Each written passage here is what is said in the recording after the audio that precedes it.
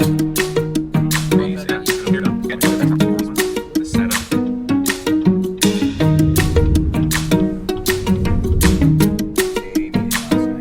this is Tony Chapman for TheDalesReport. This segment's called Taking to the Streets. We take world leaders, put them in the back seat, take advantage of the stimulus that's around us, and ask the questions that you want answered. For us, it's always been more difficult. Yeah. I remember even back then, the SNC level is story now, it's degraded. But back then, everybody was asking us always about how do you do this? What's the corruption level? We all assume Colombians must be terrible, and then you find out it's the Canadians who are terrible. Yeah.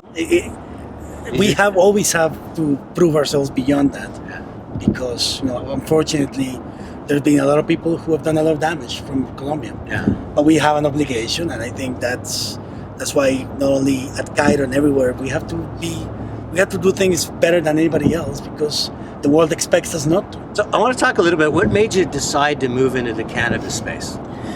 Well, to be honest, necessity. So back then, I had quit my job, and I created my first company called Delphi. It was an investment advising firm. Yeah.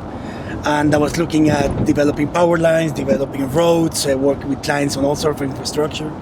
And then these regulations came out in December 2015, the first regulations.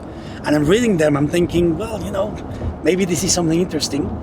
But what really struck with me is when I was reading and everybody was talking about Colombia is going to be the low-cost advantage cultivator of the world.